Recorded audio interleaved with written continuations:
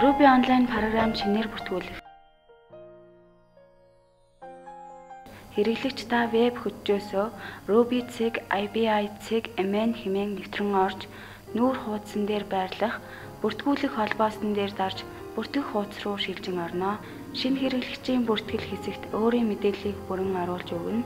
Үүнд Ruby програмд бүртгүүлэх өөрийн мэйл хаягаа бичнэ.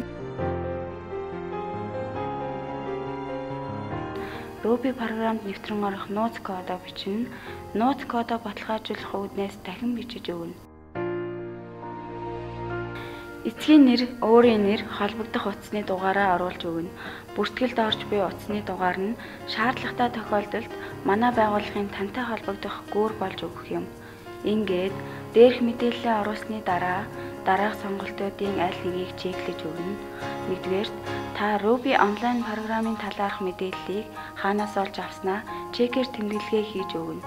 Та Ruby онлайн програмыг ямар зорилгоор ашиглах гэж байгаагаа бас тэмдэглэгээ хийж өгнө.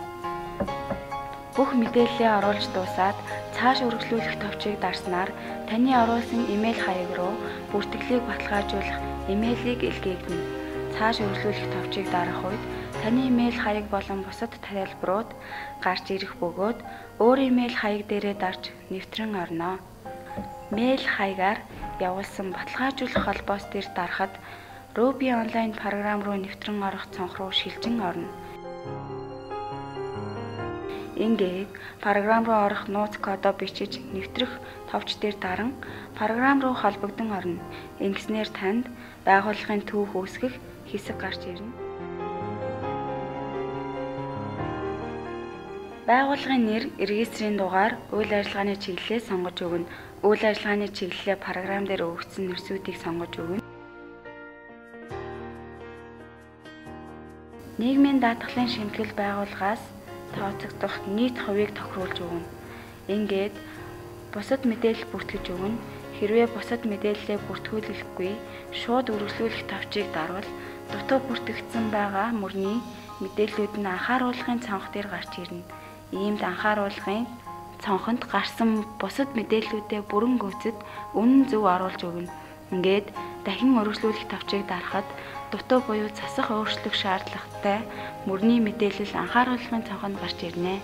Ингээд мэдээллийн дахин тасаж дуусаад бүртгүүлэх товчийг дарна.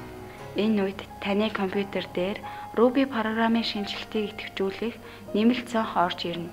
Идэвхжүүлэх цонхыг дарааллын дагуу бүртгэж шинжилгээг хийж өгнө. Үүнд нэг дугаар зураг дээр харуулсан Options гэсэн нэр дарна. Дараа нь 2 гэсэн дугаартай зургийн нэр буюу Allow Pop-ups for Ruby цэг IBI цэг эмэн гэсэн үгүүд дээр дараад энэ хуудсыг шинжилнө гэсэн үг дээр дарж програм дээр ажиллах цонхууд гарч ирнэ. Энэ шинжиллийн тохиргоог та өөрийн компьютер дээр нэг л удаа хийх шаардлагатай бөгөөд програмд шинжилэлт өөрчлөлт ороогүй тохиолдолд энэ цонхон дахин орж ирэхгүй байх болно. Ингээд Ruby онлайн програм дээр цааш үргэлжлүүлж мэдээлэлээ оруулах болон ажиллахад бэлэн боллоо.